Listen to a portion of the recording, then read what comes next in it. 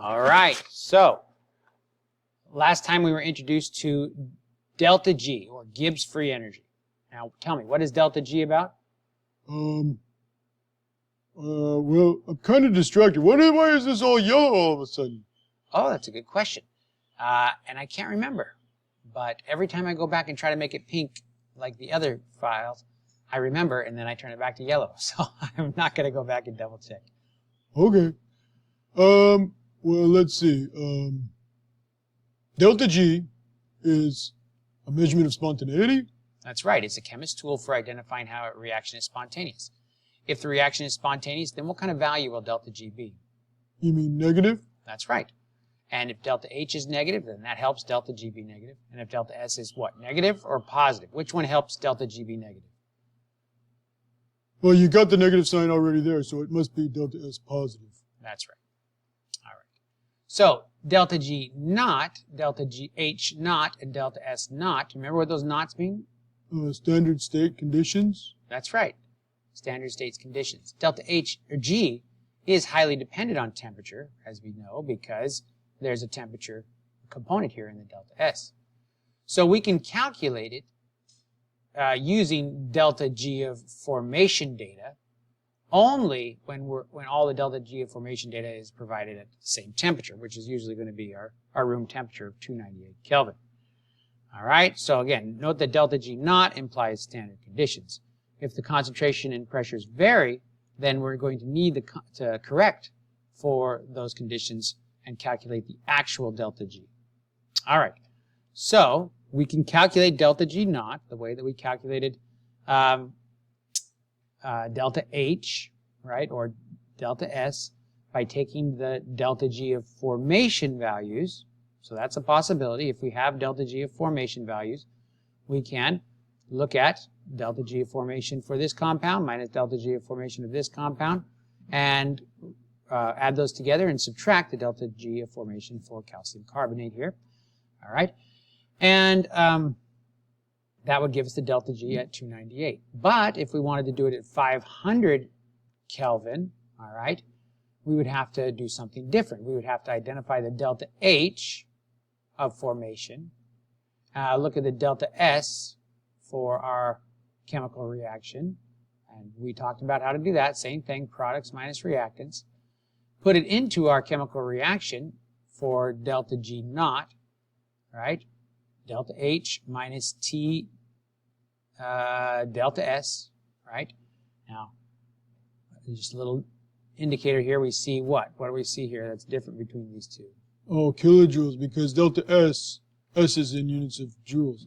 Yeah, it doesn't say that here, but in the previous slide we did mention that, and generally because kilojoules, delta S is going to be, the entropy values are going to be relatively small, it will be in units of joules.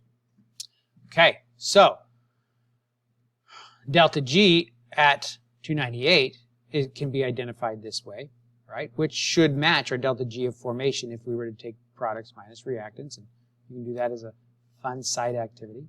But then we could take the delta G of reaction at 500 degrees Kelvin simply by putting in our 500 Kelvin in here for our reaction.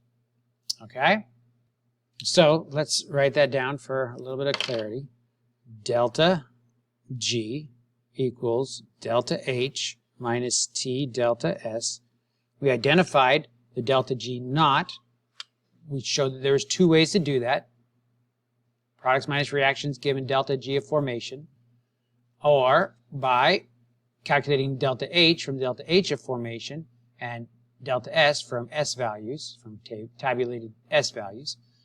And then, once we got the delta H, negative, or 178, the delta S, 0.1607, we could throw in here our temperature of 500 Kelvin, right? And we could identify what the delta G at 500 Kelvin is. Okay? Very good.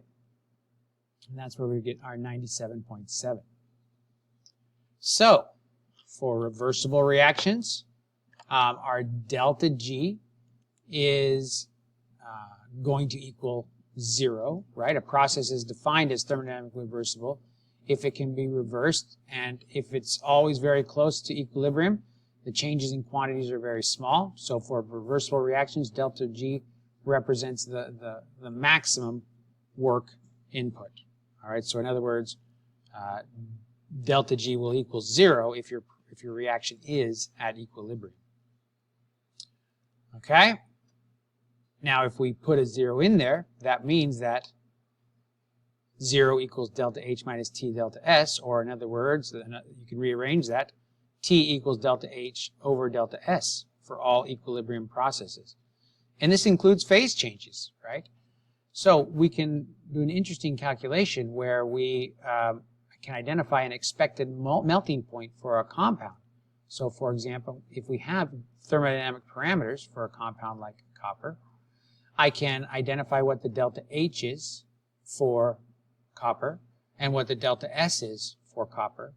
And if I'm interested in, again, just the a condition under equilibrium conditions, now if you had some copper melted in the liquid phase and some in the solid phase, then for that to occur, you would have to be under melting conditions.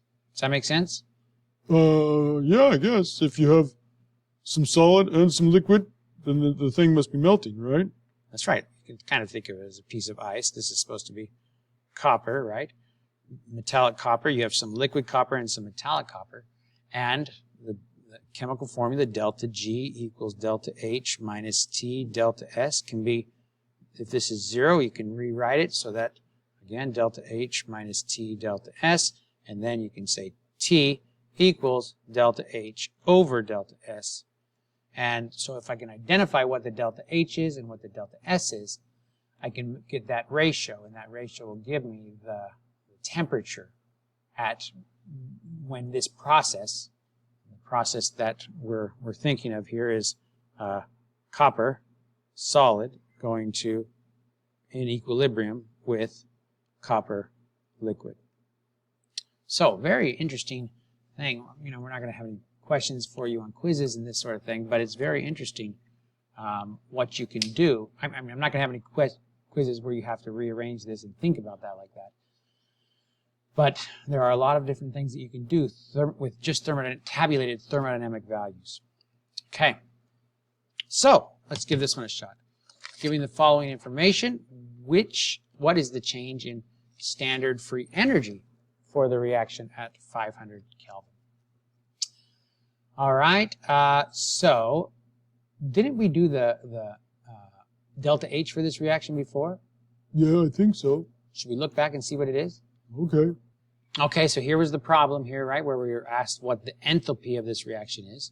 And we said it was 97.3. So that's delta what? Enthalpy? Yeah. That's delta H. So delta H equals negative 97.3. And didn't we also identify the entropy of this reaction at some other point? Yeah, I think so. What slide was that? Let's go find it. All right, so here's our entropy. Do you remember which one it was? Yeah, it was the negative 122.1. That's right.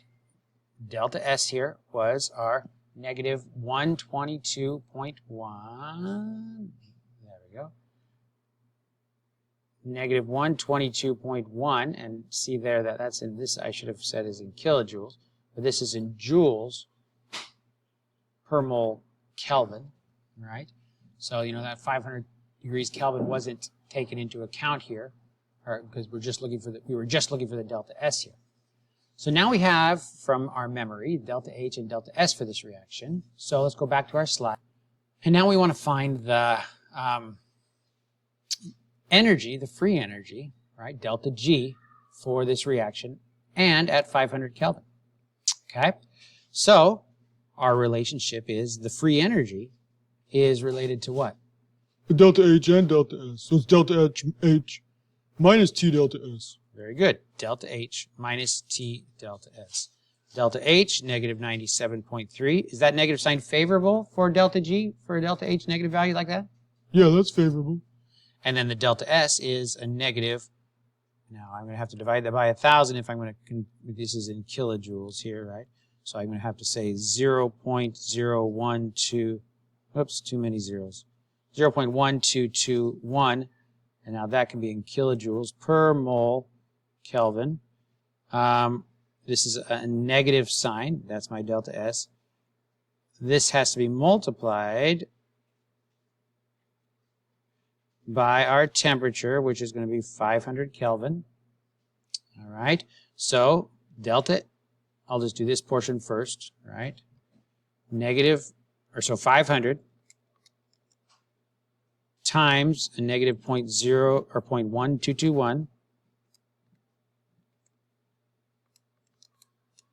That is our kilojoules of energy per mole of material. All right, we just got rid of the kelvins by multiplying it by Kelvin there at 500 degrees. Now we have negative 97.3. All right, minus a negative 61.05. Negative 97.3 minus the negative 61.5. Where did that answer come from? I'm going to try that again. Negative 97.3 minus that answer there. There we go. So we got a negative 36.25. So does it look like it's going to be A? Did I miss some values off by a little bit there? I think it's going to be A. All right. Excellent. So what we have is an understanding now of the relationship between delta H and delta S and our new parameter delta G, which is a measurement of spontaneity for a given chemical reaction. And again, we're taking this all from tabulated data about delta H of formation values, delta G of formation values, and entropy values from different chemical reactions that can be performed. Good job.